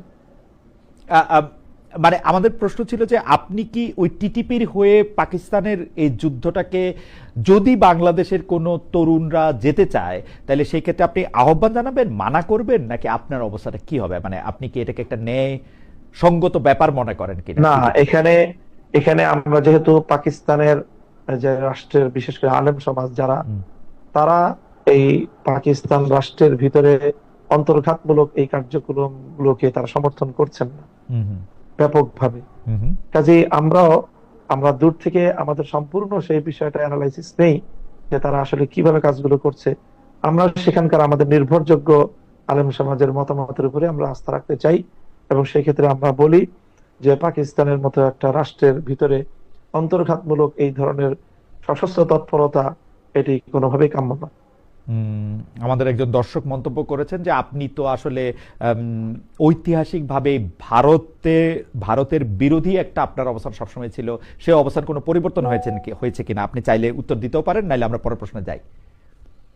না, আমাদের সেই অবস্থায় কোনো পরিবর্তন হয় নাই। যতদিন ভারত আমাদের প্রতি, ইসলামের প্রতি তার এই বিমতা সুলভ আচরণ বন্ধ না করবে, ততদিন পর্যন্ত ভারত বিরোধী আমাদের এই মনোভাব এবং অবস্থান অব্যাহত থাকবে। আপনার কাছে এই প্রশ্নে আবার একটু মনে হয় যে আপনার কাছে কি এরকম মনে হয় কিনা যে ভারত একটা পিক এন্ড চুজ করে, যেমন মানে এই মুহূর্তে আফগানিস্তানের চেয়ে বড় ইসলামিক শরিয়া মানা দেশ তো আসলে নাই, যেই কারণে অনেক দেশই তো তাদের সাথে তাদের একটা ভালো সম্পর্ক থাকবে, পাকিস্তানের সাথে থাকবে না, বাংলাদেশের সাথে অন্যরকম হবে। সেটা কি মনে হয় আপনার? এবং আপনি আবার এটাও বলছেন যে তারা যদি মনে করে ভূরাজনীতির ক্ষেত্রে তারা বাংলাদেশকে পাশে পেতে হলে তারা এই রকম একটা শাসন দরকার, সেক্ষেত্রে আপনারাও খুব আপত্তি করবে না। এটা ভারতের এই অবস্থানটাকে আপনি আসলে কিভাবে দেখেন, যে মানে at the end of the day ভারতের জন্য কি শুধু আসলে রাজনীতিটাই মুখ্য, এসব হিন্দু মুসলমান এগুলি আসলে কোনো বড় ব্যাপার না? হ্যাঁ, হ্যাঁ, আমি এটাই মনে করি যে মোদির রাজনীতিও এটাই, সেই হিন্দুত্ববাদকে উস্কে দিয়ে যে কংগ্রেসের ভারতে যে একটি ঐতিহ্যবাহী একটি শান্তিপ্রিয় এবং কি বলে অংশগ্রহণমূলক যে রাজনীতি, সেটার বিপরীতে হিন্দুত্ববাদকে উস্কে দিয়ে এই বিজেপির যে উত্থান, তারা তাদের ইন্টারনাল ভারতে তারা সেই রাজনীতিটা করে, এক্সটার্নাল তাদের যে পলিসি এটা সম্পূর্ণ ভিন্ন। ওকে, সেখানে তারা ওই ওই বিবেচনা তারা করছেন। স্পষ্ট আপনার কথা। কাবুল থেকে ফিরে এসে আপনি প্রথম আলোতে একটি সাক্ষাৎকার দিয়েছিলেন, সেখানে আপনি বলেছেন যে তালেবান সরকার যে নারী শিক্ষার পথ রুদ্ধ করে রেখেছে সেটা আপনার পছন্দ হয়নি। আপনি নারী শিক্ষা, নারীদের কেরিয়ার, চাকরি বাকরি, ব্যবসা বাণিজ্য এসব নিয়ে আপনার দলের ইশতেহার বা অবস্থানটা আমাদের জানাবেন কিনা। বাংলাদেশ জামায়াত ইসলামের আমির সম্প্রতি নারীদের মানে নারীরা কম কাজ করার ক্ষেত্রে মানে নারীদের 5 ঘন্টা কাজ করলে পারিশ্রমিক পুরো দেওয়া হবে এটি বলেছেন। এই বক্তব্য নিয়ে আসলে কি বলবেন? যে মনে হচ্ছে জামাতে ইসলামী একটা অবস্থান নিচ্ছে যাতে নারীরা কম কাজ করে তুলনা, কারণ 5 ঘন্টা কাজ করলে তো আসলে কারো পক্ষেই, কোনো কোম্পানির পক্ষেই আসলে তাকে নেওয়া খুব লাভজনক হবে না। আপনার অবস্থানটা কি যদি আমরা একটু বলতেন? হ্যাঁ, এখানে এখানে বক্তব্যের দুটো দিক আছে। 5 ঘন্টায় তাদেরকে পূর্ণ বেতন দেওয়ার যে বিষয়, এখানে নারীর জন্য লাভবান হওয়ার আবার ক্ষতিগ্রস্ত হওয়ার দুটি কিন্তু দিক আপনার বক্তব্যেই চলে আসলো এবং আছে বিষয়টা, এবং এটা রিয়েল। তো আমরা মনে করি যে আমরা এই মুহূর্তে নারীদের কর্মসংস্থান এবং নারীর কর্মক্ষেত্রে তাদের সুযোগ সুবিধার বিষয়ে একেবারে একেবারে চূড়ান্ত কোনো কথা আমি এই মুহূর্তে বলছি না। আমি যেটা বলছি যে অবশ্যই আমাদের যতটুকু সক্ষমতা, সেটা অবশ্যই নারী বান্ধব, নারীদের সর্বোচ্চ সম্মান এবং নিরাপত্তা, আমরা এই দুটো বিষয়ে প্রাধান্য দেওয়ার চিন্তা করি। সম্মান এবং তার নিরাপত্তা। নারী যেন অর্থনৈতিকভাবে নিরাপদ থাকে, নারী যেন কোথাও কর্ম করতে গিয়ে সম্মান হানি তার না হয়, তার নিরাপত্তা বিঘ্নিত না হয়। এই জন্য রাষ্ট্র কাঠামোর ক্ষেত্রে একটা বড় ধরনের পরিবর্তন আনা আমরা প্রয়োজন মনে করি। সেজন্য শিক্ষাঙ্গন থেকে সকল ক্ষেত্রে নারীদের জন্য যে সেপারেট ব্যবস্থাপনা, ভিন্ন ব্যবস্থাপনা, সেই জাতীয় ব্যবস্থাপনাকেই আমরা প্রায়োরিটি দিই। তৈরি পোশাক শিল্পের ক্ষেত্রে যে এখন প্রায় 50, কম বেশি হতে পারে 50 লাখের মতো নারী শ্রমিক আছেন, মানে যদি আমরা ব্যাকওয়ার্ড লিঙ্কেজগুলিও ধরি, তারা কি যেভাবে এখন কাজ করতেছেন সেভাবেই কাজ করতে পারবেন আপনার পছন্দ মতো বা আপনি সরকারের নেতৃত্বে থাকলে? অবশ্যই তারা শুধু এভাবে না, তাদের এখন বেশ কিছু বড় বড় সমস্যা আছে। নিরাপত্তার সমস্যা, তাদের হ্যারাসমেন্টের সমস্যা, এই সমস্যাগুলো রাষ্ট্রের বড় ধরনের এখানে আমি মনে করি ইনভলভমেন্ট দরকার।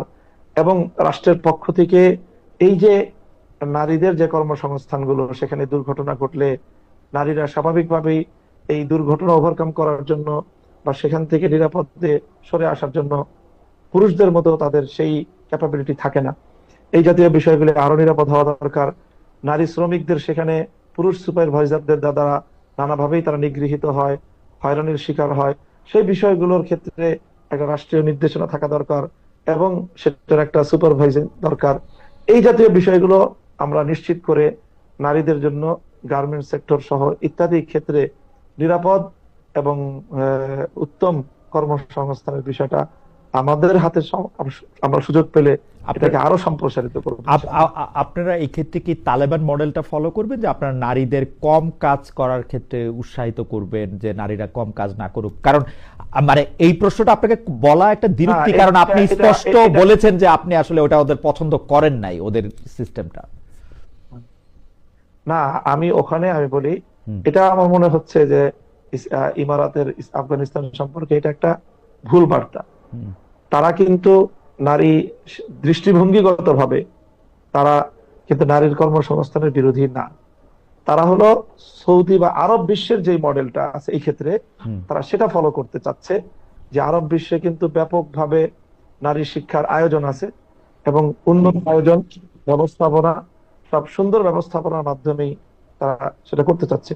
তো আমি সেই জায়গাটাতে আমার কথা সেটাই, যে বাংলাদেশেও আমরা না নারীদের জন্য আমরা যদি সব এই বিষয়ে। সায়ক এইখানে যদি আমরা অ্যাপেল টু অ্যাপেল তুলনা করি, যেমন সৌদি আরবে একজন নারী কিন্তু কাজ করতে পারে, আহ, একইভাবে হ্যাঁ, আফগানিস্তানে কি একজন নারী কাজ করতে পারে? সৌদি আরবে একজন নারী গাড়ি ড্রাইভ হ্যাঁ, করতে পারে, আফগানিস্তানেও কি একজন হ্যাঁ, নারী গাড়ি ড্রাইভ আফগানিস্তানে তো করতে পারে? এখনো হ্যাঁ, হ্যাঁ, কিন্তু সেখানে সৌদি ড্রাইভ আরবে কি করতে পারে নারীরা সব। সৌদি আরবে কি যারা নারীরা নারীরা আফগানিস্তানে ড্রাইভ করে, আমি নিজেই দেখেছি। জি নারীরা সেখানে ড্রাইভ করছে, নারীরা মার্কেটিং, তাদের আলাদা মার্কেট আছে, আলাদা সেখানে মার্কেট, তারা ব্যবসা বাণিজ্য।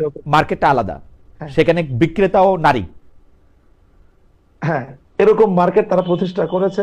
আবার কমন মার্কেটেও নারীদের কেনাকাটা সবকিছুই স্বাভাবিক।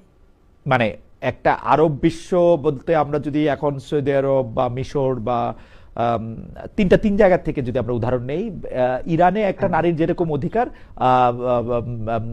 আফগানিস্তানেও নারীদের সেরকমই অধিকার আছে।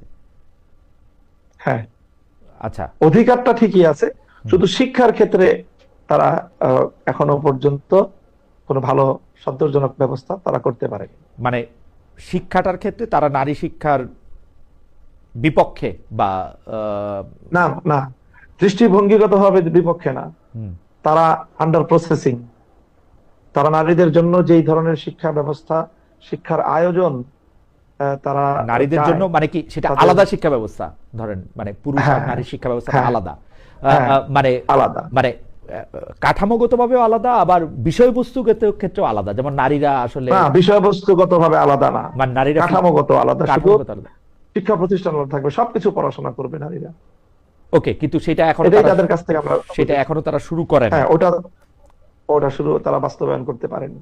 ওকে, সরকারি প্রাথমিক স্কুলে সঙ্গীত ও শারীরিক শিক্ষা বিষয়ে শিক্ষক নিয়োগের সিদ্ধান্ত নেয়ার পরে আবার বলা যায় আপনাদের আপত্তি, আপনাদের হুঁশিয়ারের মুখে সরকার এই নিয়োগ উদ্যোগ বাতিল করেছে। এখন সঙ্গীত চর্চা, সঙ্গীত শিক্ষা নিয়ে কিন্তু আসলে ইসলামের স্কুলগুলিতে আমরা আমরা তো আর এত ইসলাম জানি না, আপনাদের মুখেই শুনি যে এক একজন এক এক রকম কথা বলছেন। আপনাদের নেতিবাচক অবস্থানের কারণ কি? আপনারা ক্ষমতায় গেলে সঙ্গীত চর্চা, সঙ্গীতের অনুষ্ঠান নিয়ে আপনাদের অবস্থান কি হবে? কেন আমি এই কথা বলছি? কারণ আমি কিন্তু সৌদি আরবে কনসার্ট হতে দেখছি, আরব বিভিন্ন শিল্পীদের দুনিয়া মাতাতে দেখছি। আমি কিন্তু দেখছি যে অনেকে আবার এই কথাও বলছেন, মানে কোরআন হাদিস উদ্ধৃত করেই বলছেন যে আসলে সঙ্গীতের সাথে সরাসরি ইসলামের বিরোধ নাই, অশ্লীলতার সাথে আসে, সেটা সঙ্গীতের সাথে এই বিরোধটা না। আপনি একটু আমাদের বলবেন যে আসলে সঙ্গীত এবং শারীরিক শিক্ষা বিষয়ে ইসলামের শিক্ষক বিরোধের নিয়োগ- জায়গা। হ্যাঁ, জি হ্যাঁ, হ্যাঁ। শারীরিক শিক্ষা বিষয়ে, শিক্ষক নিয়োগের বিষয়ে আমাদের এখানে কোনো কনসার্ন নাই, হুম, আমাদের কোনো দ্বিমতের কোনো জায়গা নেই। শারীরিক শিক্ষা, যেটা পিটি করানো এই জাতীয়, এটা তো আমরা কোনোভাবেই এটার বিপক্ষে না। সঙ্গীতের যে বিষয়টা আপনি বললেন, সেখানে ইসলামের সঙ্গীতের জায়গায় দুইটা জিনিসের সাথে ইসলামের মতের ডিফার করে ইসলাম। একটা হলো যেটা আপনি বললেন যে অশ্লীলতা, আর একটা হলো যে সঙ্গীত বহির্ভূত যে বাইরের বাদ্যযন্ত্র, সেই বাদ্যযন্ত্রের ব্যবহারের ইসলামের আপত্তি আছে। সীমিত এক দুইটা বাদ্যযন্ত্রের বাইরে অন্যান্য বাদ্যযন্ত্রগুলোকে ইসলাম অ্যালাউ করে না। এছাড়া ওই সেই বাদ্যযন্ত্রগুলো বাদে যদি শুধু আহ, গান হয়, সেই গান যেটা আমরাও গাই, আমাদের ছেলেরাও গায়, ব্যাপক আমাদের অনেক শিল্পী গোষ্ঠী আছে তারা গাচ্ছে, সেটার সাথে আমাদের তো মত পার্থক্যের কোনো জায়গা নেই। তার মানে আপনারা সঙ্গীত শিক্ষকের নিয়োগের ক্ষেত্রে স্কুলে, প্রাথমিক স্কুলের সঙ্গীত শিক্ষকের নিয়োগের ক্ষেত্রে আপনারা যে আপত্তিটা সেটা আমরা জানিয়েছেন বিরোধিতা করেছি অন্য কারণে। কি? সেটা আপত্তির যা কারণের জায়গা হলো যে সেখানে দেখা যাবে যে নাচ গান সহ একটা ব্যাপক আয়োজনের যে ব্যবস্থাপনা, আমরা মনে করি যে বাংলাদেশের মতো এই ধরনের একটা প্রাথমিক শিক্ষাঙ্গনে এই নাচ গান সহ নানা রকমের যে অনৈসলামিক সংস্কৃতি চর্চার একটা আখড়া হবে সেটা। এবং শিশুকাল থেকেই আমাদের বাচ্চাদেরকে অন ইসলামিক সংস্কৃতির দিকে জোরপূর্বক তাদেরকে সেদিকে ঠেলে দেওয়া হবে। আহ, এই অধিকার রাষ্ট্রের নাই যে একটা বাচ্চাকে অন ইসলামিক সংস্কৃতির দিকে তাকে ঠেলে দিবে। আপনি কি মনে আপনি করেন যে দেখবেন আপনি কি ক্লাস মনে 8 এর যে বইগুলো আছে, হুম হুম ক্লাস 8 এর যে বই, অন্যান্য যে সঙ্গীতের বইগুলি ছাপিয়েছে, হুম সম্পূর্ণ একেবারে মনে হয় সে বইয়ের প্রচ্ছদ দেখলেই মনে হয় যে এটা একটা একটা হিন্দুত্ববাদী রাষ্ট্রের একটা সরকারি বা তাদের হিন্দুত্ববাদী কোনো বই হবে। আহ, সেখানে বিভিন্ন মূর্তির, তাদের যে উপাস্য, তার ছবি টবি ইত্যাদি এগুলো দিয়ে তারপরে সেই আপনার সঙ্গীতের বই রচনা করা হয়েছে, ছাপানো আপনি হয়েছে। আপনি কি মনে করেন আমরা যে সেই জায়গাটা থেকে আমাদের কনসার্ন। আপনি মনে করেন যে বাংলাদেশে ইসলামী সংস্কৃতি বা যেই সংস্কৃতি ইসলাম আসলে পারমিট করে না, বা আপনার মনে করেন যে ইসলামের সংস্কৃতিও তো নানা ধরনের নানা ব্যাখ্যায় আছে, সেই হ্যাঁ, সংস্কৃতি বাংলাদেশে হ্যাঁ, থাকতে পারবে না, ওরকম আপনি মনে করেন? আমি মনে করি যে যেগুলো নিয়ে মত পার্থক্য আছে হুম হুম সেটা নিয়ে আমি রাষ্ট্রের উপর সেগুলো আমি চাপাতে চাই না। হুম আমার আমার সাথে হয়তো যারা সুন্নি বা যারা আমরা মনে করি, আমরা আমাদেরকে যারা দেওবন্দি বলে, হুম সুন্নি আছে, হুম আহলে হাদিস আছে, বিভিন্ন স্কুল অফ থট আমরা ফলো করি। হুম সম্মিলিত সকলের ঐক্যমতের যে জায়গাগুলো আছে সেই জায়গাগুলো বাংলাদেশে মুসলিমের আহ, সভ্যতার উপর, মুসলিম ঐতিহ্যের উপর, সম্মিলিত এবং ঐক্যমতের কোন ঐতিহ্যের উপর আঘাত এটা করতে দেওয়া যাবে না। আহ, মানে মুশকিলটা কি, যে তাহলে তো আমাদের মানে আমার মুশকিলটা ওকে যে ধরেন হ্যাঁ, যে এইটা তো যখন কিছু কিছু বিষয়ে আমরা এরকম একমত শুনি, যেমন ধরেন ফেসবুকে আমরা যে বিভিন্ন হ্যাঁ, বিষয়ে আলোচনায় অংশগ্রহণ করতেছি, মতামত দিতেছি, হ্যাঁ, গালাগালি করতেছি, একজন আরেকজনকে কাফের বলতেছি, আমি আলেম সমাজের কথাই বলতেছি, তারা হ্যাঁ, কাফের হ্যাঁ, বলতেছি আমরা। ওয়াজের ময়দানে কোন ভারতীয়, আমি নাম ভুলে গেলাম, ভারতীয় একজন নায়িকার কথা আমরা বলতেছি, পরে আবার এটাতে ফেরত আসতেছি, আমরা বিভিন্ন ধরনের রসিকতা করতেছি, আদি রসাত্মক কথা বলতেছি। ওগুলি ওগুলি বন্ধ করার ব্যাপারে হ্যাঁ, তো আপনাদের একটা কড়া অবস্থানকে আমরা আসলে দেখি। হ্যাঁ, হ্যাঁ, না না, এটা এটা খালিদ ভাই আপনি ভুল বললেন আমি মনে করি।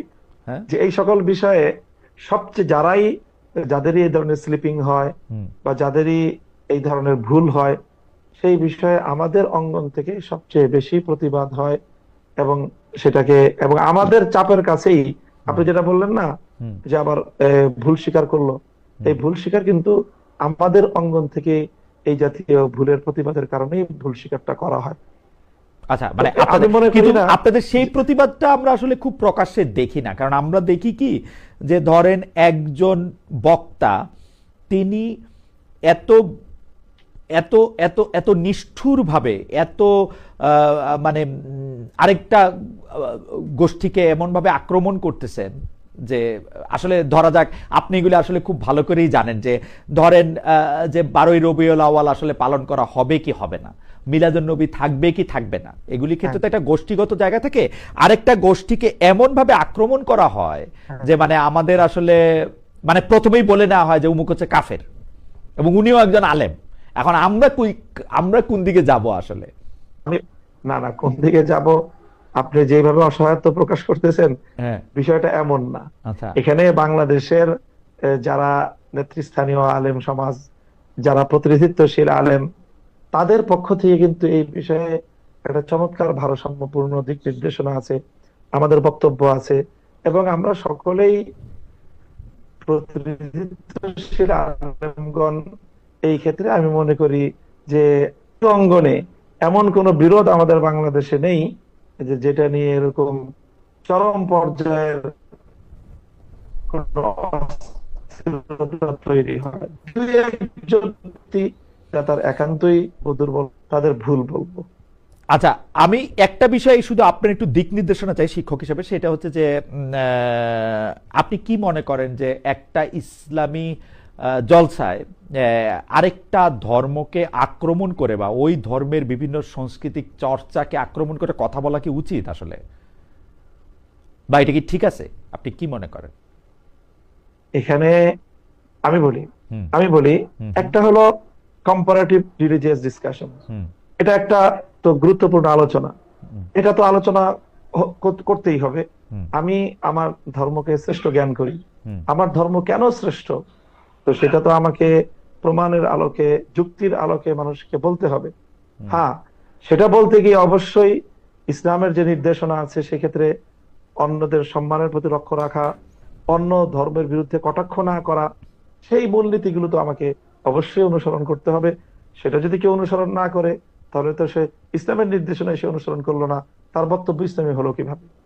সাহেব, কম্পারেটিভ রিলিজিয়াস ডিসকাশনের কথা আপনি বলতেছেন, আপনি যখন ওয়াজের মাঠে 2 লাখ মানুষের সামনে কথা বলেন, আপনার মনে কি কখনো এই সন্দেহ হয় যে এদের কেউ কেউ আসলে ইসলাম ধর্মের চেয়ে অন্য ধর্মের প্রতি বেশি ঝুঁকে যাচ্ছে, সেই জন্য আপনার কম্পারেটিভ রিলিজিয়ানটা আনতে হবে আমার ধর্মটাকে সর্বশ্রেষ্ঠ করার জন্য, বলার জন্য? না, আমার ধর্মের অনেক বিধান আছে, যেই বিধানের শ্রেষ্ঠত্বের ব্যাপারে এখানে অধিকাংশ অনেক মানুষেরই তাদের ধারণা নেই, যার কারণে তারা ধর্মের অনেক আসপেক্টকে তারা ঠিক সেইভাবে ধারণ করে না। হুম, তো সেই বিষয়গুলি মানুষের বিশ্বাসকে সুপরিশুদ্ধ করা, ইসলামের প্রতিটি ক্ষেত্রের বিধানকে নিজের জীবনে ধারণ করা, বিশ্বাসে ধারণ করা, কর্মে ধারণ করা, তারপরে সেটা প্র্যাকটিস এবং বাস্তবায়ন করার ক্ষেত্রে সেটার জন্য চেষ্টা করা, এই জাতীয় বিষয়গুলো আছে না? সেই জন্য কি আরেকটা ধর্মকে ছোট করাটা দরকার? মানে আমরা না না, আমরা ছোট, আপনি ওটা, আমি তো ওটাকে আগেই, আমি তো সেটাকে ই- আগেই করে আসলাম, বলে আসলাম যে কোন ধর্মকে ছোট করার প্রশ্ন এখানে নাই। গালাগালি পর্যন্ত করা তুলনামূলক হয়, বিশ্লেষণ গালাগালি করলেই, পর্যন্ত করা হ্যাঁ, হয়। এগুলো এগুলো তো গালাগালি করাটা, এটা একজন ব্যক্তির অসৌজন্যতা। হুম, গালাগালি করাটা, কাউকে কটাক্ষ করাটা, এটা ইসলামের নির্দেশনার বাইরে কেউ করলো, হুম। সেটার দায় তার নিজের। ওকে, এটা সামগ্রিকভাবে আলেম সমাজের দায় নেবে না। আপনি কাবুল থেকে ফেরার পর আপনার একজন ছাত্র আপনাকে কিছু প্রশ্ন করেছেন। আমি আপনার ছাত্রের কথা আপনাকে বলি। আপনাকে শিক্ষক সম্বোধন করে তিনি বলছেন, আফগানে, মানে আপনি কাবুল থেকে ফেরার পরে তিনি বলছেন, আফগানে ভিন্ন মতের কোনো জায়গা নেই, বাংলাদেশের শারিয়াতে ভিন্ন মত কি জায়গা পাবে? ধরে নেওয়া যাক দেওবন্দ ব্যাখ্যার শারিয়া কায়েম হলো, সেই ব্যাখ্যার বাইরে ধর্মের অন্য কোনো চিন্তা, চর্চা, বোঝাপড়া কি সেই শারিয়া শাসনে জায়গা পাবে? যদি পায়, কোন মর্মে পাবে? কারণ ব্যাখ্যার উপরে গিয়ে শারিয়া যখন প্রতিষ্ঠা পাবে, সেটা তো ধ্রুব হয়ে উঠতে হবে, নতুবা অন্য কোনো ধ্রুব তার জায়গা দখল করে নেবে। ফলে অভ্যন্তরীণ নানা শারিয়া চিন্তাকেই আগে রদ করতে হবে। সেই রদটা কি করবে বাংলাদেশের শারিয়া? শাহেক, আপনি যদি বলেন, এটা আপনার একজন ছাত্র, হ্যাঁ, উনি আমার এটা এরকম বলছেন। বুঝতে পারছি। জি, জি, বলি। আমার শিক্ষক মামুনুল এটা হকের হলো কাছে আসলে, কয়েকটি প্রশ্ন। জি, জি, জি, আমরা মনে হয় খুব বেশি আলোচনা দীর্ঘায়িত করতে পারছি না, খালিদ ভাই। জি, তো আমি এই বিষয়ে যেটা বলবো সেটা হলো যে আসলে শরিয়াকে প্র্যাকটিস করার যে দাবি বা এটার যে প্রয়োজনীয়তা, এটা আজকে নতুন না। এবং শরিয়া, রাষ্ট্র ব্যবস্থায় শরিয়া অ্যাপ্লিকেশন বা শরিয়াকে বাস্তবায়ন করার এই আয়োজন, এটা আজকে নতুন না, বরং এটা পৃথিবীতে প্রায় আপনার 1300 বছর ধরে তো এটা বাস্তবায়িত একটা সত্য। তো তখন ইসলামী শরিয়া কিভাবে অ্যাপ্লিকেশন হয়েছে, সেটার কি কোনো মডেল বা তার ইতিহাস আমরা জানি না? তো এটার প্রত্যেকটারই বাস্তবতা আছে। শরিয়ার, আমি তো বললাম যে শরিয়া বাস্তবায়নের সুনির্দিষ্ট কিছু জায়গা আছে যেখানে একটা কংক্রিট একটা মতামতকে অনুসরণ করা হয়, সেটা হলো জাস্ট শুধুমাত্র বিচারিক আদালতের ক্ষেত্রে। আর এছাড়া ইসলামকে অনুসরণ করার শরিয়া অথবা ফিকহের, যদি শরিয়া বলে যে ফিকহ বোঝানো হয়ে থাকে, তাহলে ফিকহের যতগুলো গ্রহণযোগ্য মতবাদ আছে, সবগুলো মতবাদকে ধারণ করেই একটা ইসলামী শাসন ব্যবস্থা, খেলাফত ব্যবস্থা পৃথিবীতে 1300 বছর পর্যন্ত চলেছে। এটা আজকে নতুন প্রশ্ন হিসেবে উত্থাপন করাটা, আমি মনে করি ইতিহাস সম্পর্কে এটা সঠিক না জানা থাকার কারণ। মামুন ভাই, আপনি আমাদের আর কতক্ষণ সময় দিতে পারবেন? আমরা যদি একটু জানা থাকে তাহলে আমরা একটু আর কতক্ষণ? না, আমি আর আমার সময় তো আসলে 10টা পর্যন্ত ছিল। জি, জি, ছিল। সময় মানে আপনি কি আর ইতিমধ্যে 5-7 মিনিট থাকতে পারবেন আমাদের সঙ্গে? 5 মিনিট। জি, 5 মিনিট। আমি একটু বলি যে আমাদের একজন দর্শক, উনি বলছেন, সাইফুল ইসলাম ওনার নাম, নাস্তিক খালেদ কোন আলেম অন্য ধর্মের লোকদের গালি দিছে প্রমাণ দে, উদ্দেশ্যমূলক প্রশ্ন, আপনি বুঝতেই পারতেছেন যে কিভাবে আসলে গালাগালিগুলি হয়। যাই হোক, আমি এটা নিয়ে কথা বাড়াতে চাই না। আমি আপনার কাছে প্রশ্ন যেটি করতে চাই যে জামাতে ইসলামী সহ আপনারা নির্বাচনী জোটের উদ্যোগ নিয়েছিলেন, এখন আমরা শুনছি জোটের বদলে আপনারা প্রার্থীভিত্তিক সমঝোতা করবেন। এদিকে জামাতে ইসলামী কিন্তু মোটামুটিভাবে 300 আসনে নিজেদের প্রার্থী নির্ধারণ করে রেখেছে। এইটার ক্ষেত্রে আপনারা আসলে প্রার্থীভিত্তিক সমঝোতাটা কিভাবে করবেন? জামাতের সাথে জোট গঠন করার উদ্যোগ আমরা কখনোই নেই, বরং আমরা বাংলাদেশ খেলাফত মজলিসের পক্ষ থেকে ইতিমধ্যে 268টা আসনে আমরা আমাদের প্রার্থী তালিকা চূড়ান্ত করেছি। অবশিষ্ট 32টা আসনেও আমাদের একাধিক প্রার্থীর মধ্য থেকে আমরা বাছাই কার্যক্রম চূড়ান্ত করতে পারিনি বলে ঘোষণা করা হয়নি। 300 আসনে আমাদেরও নির্বাচন করার প্রস্তুতি সম্পূর্ণ আছে। তো সেই জায়গাটা থেকে এমন একটা আলোচনা চলছে যে হয়তো আসন ভিত্তিক কোনো একটা সমঝোতা হতে পারে, যে যে আসনে এক দলের প্রার্থী থাকবে সেই সেই আসনে অন্যান্য দলগুলো প্রার্থী দিবে না, এরকম একটা সমঝোতা হওয়ার আলোচনা আছে, সম্ভাবনা আছে। সেক্ষেত্রে সেটা আসলে কতগুলো আসনে শেষ পর্যন্ত এই সমঝোতা গিয়ে দাঁড়াবে এটা তো সময়ই বলে দিবে। এখনো আমরা আগাম চূড়ান্ত কোনো কথা বলতে পারছি না। মাওলানা মামুনুল হক, বিএনপির সাথে আপনাদের দূরত্ব বা জামায়াতে ইসলামের কি একটা দূরত্ব সৃষ্টি হয়েছে 5 আগস্টের পরে? এই দূরত্বের আসলে কারণ কি? মানে একটা সময় আমরা দেখেছি যে বিএনপির সাথে আসলে জামায়াতে ইসলামের সম্পর্ক বা আপনাদের সম্পর্ক একটু অন্যরকম ছিল, এখন আবার দেখছি একটু অন্যরকম। এর কারণটা কি আসলে? বিএনপির সাথে ইসলামী বেশিরভাগ সংগঠনগুলোর একটা দূরত্বের বড় কারণ হলো যে সাধারণত আমরা যারা বাংলাদেশে ইসলামপন্থী রাজনীতি করি, আমাদের অতীতের স্বাধীনতা পরবর্তী সময়টায় সবসময় আমাদেরকে একটা রক্ষণাত্মক রাজনীতি করতে হয়েছে। অর্থাৎ নৌকা ঠেকাও, আওয়ামী লীগ চলে আসলে আমাদের উপর ব্যাপক ব্যাপক ক্র্যাকডাউন হবে, এই সকল আশঙ্কার জায়গা থেকে আমরা তখন বিএনপি এবং ধানের শীষকে নিজেদের জন্য নিরাপদ জায়গা মনে করে আমরা তখন একদিকে ঝুঁকে পড়তাম এবং ইসলামপন্থীরা ঝুঁকে পড়তো যে আমরা আলাদা ভাবে নির্বাচন করতে গেলে বিএনপির সাথে ভোট ভাগাভাগি হয়ে শেষ পর্যন্ত দেখা যাবে যে আওয়ামী লীগ এবং নৌকা এটা ক্ষমতায় চলে আসবে, পাশ করবে। তো সেই আশঙ্কার জায়গা এবার নেই। তো এবার না থাকার কারণে এখন বিএনপির যে নির্বাচনী ইশতেহার বা তাদের যে নির্বাচনী এজেন্ডা, সেখানে তো ইসলামকে কেন্দ্র করে খুব আমাদেরকে আশাবাদী করার মতো, আশ্বস্ত করার মতো তেমন কোনো এজেন্ডা নাই। যার কারণে এখন আমরা মনে করি তাহলে সেই ক্ষেত্রে আমরা কেন বা কোন যুক্তিতে আমরা এখন এই পরিস্থিতিতে বিএনপির সাথে নির্বাচন করব। এই জায়গাটা বড় ধরনের আমি মনে করি নতুন একটা সিচুয়েশন, যেটা বিগত সকল নির্বাচন থেকে একটা ভিন্নতা তৈরি করেছে। এই ভিন্নতার কারণেই মূলত এবার মনে হচ্ছে যে বিএনপির সাথে আমাদের এই দূরত্বের জায়গা। আপনার 5 মিনিটের 3 মিনিট আছে। আমার দুটি শেষ প্রশ্ন। একটি প্রশ্ন হচ্ছে এনসিপি যে নতুন রাজনৈতিক দল, তাদের আপনি আসলে কিভাবে মূল্যায়ন করেন? আর শেষ প্রশ্নটি অবশ্যই বর্তমান সরকারকে নিয়ে, এনসিপির কথা যদি বলেন আমাদের 1 মিনিটে। এনসিপি সম্পর্কে আমার মূল্যায়ন হলো যে এনসিপির আগমনের মধ্য দিয়ে বাংলাদেশের রাজনীতিতে একটা দারুণ সম্ভাবনার দুয়ার খুলেছে। সেটা হলো আওয়ামী লীগ এবং বিএনপি যে রাজনীতি করে সেই রাজনীতিতে মেধাভিত্তিক তারুণ্যের কোনো অংশগ্রহণ নেই, বরং তার সম্পূর্ণ একটা পেশিশক্তি নির্ভর এবং কালো টাকা নির্ভর এক ধরনের দুর্বৃত্তায়নের রাজনীতির মধ্যেই আমাদের বাংলাদেশের রাজনীতি চলে গিয়েছে। সেই জায়গাটা থেকে এনসিপির মাধ্যমে তরুণ, মেধাবী, সম্ভাবনাময় দেশের জন্য একটা নতুন সম্ভাবনা নিয়ে তারা রাজনীতিতে এসেছে। আমি এই জন্য তাদেরকে স্বাগত জানাই এবং আমি মনে করি তাদের এই পথে স্ট্রাগল করা দরকার, এই পথে তাদের অটল থাকা উচিত। সহসাই এতে তাদের রাজনৈতিক ভাবে বড় কোনো প্রাপ্তি না থাকলেও তারা যদি দৃঢ়তার সাথে পথ চলতে পারে তাহলে তাদের দলেরও বিকাশ ঘটবে এবং এই নতুন যে সম্ভাবনা তৈরি হয়েছে এই সম্ভাবনাটাও এর চাপে পড়ে আওয়ামী লীগ এবং বিএনপি কেও বা বিএনপির মতো বড় বড় রাজনৈতিক দলগুলোকেও এই পেশি শক্তি এবং টাকার শক্তি থেকে বের হয়ে এসে যোগ্যতা এবং মেধার দিকে তাদেরকে ধাবিত। আপনাদের সাথে জোট হওয়ার কোনো সম্ভাবনা আছে কিনা, কোনো কথাবার্তা চলছে কিনা? আমরা মনে করি যে এনসিপির যে রাজনৈতিক যে মিশন, তারা যে জুলাই সনদের যে স্পিরিটকে তারা ধারণ করে, সেই জায়গা থেকে কোনো না কোনো এক জায়গায় আমাদের সাথে একটা বোঝাপড়া হওয়া ছাড়া এনসিপিরও কোনো মানে আমি মনে করি তাদের রাজনৈতিক যে মিশন সেটা বাস্তবায়নের কোনো সুযোগ নেই। আমরা জুলাই স্পিরিটকেই আগামীর বাংলাদেশে বাস্তবায়ন করার প্রতিজ্ঞা নিয়ে আমরা রাজনীতি করতেছি। এনসিপি তো এটা অস্তিত্বের প্রশ্ন। ওকে, এনসিপির অস্তিত্বের প্রশ্ন। আমার শেষ প্রশ্ন, আপনার মানে আপনি আসলে নির্ধারিত সময়ের চেয়ে আরেকটু বেশি সময় দিয়েছেন। আপনি ডক্টর মোহাম্মদ ইউনূসের এই যে সরকার 5ই আগস্টের পরে 8ই আগস্ট গঠিত হওয়ার পরে এখন পর্যন্ত আজকে একটি ভাষণও দেওয়া হলো, আপনি কিভাবে মূল্যায়ন করেন তাদের, মানে তারা ঠিক কাজ করেছে, ঠিক পথে ছিল, ভালো কাজ করেছে, খারাপ করেছে? আপনি যদি একটু নম্বরও দেন। আমি মনে করি যে যথেষ্ট দুর্বল একটা সরকার,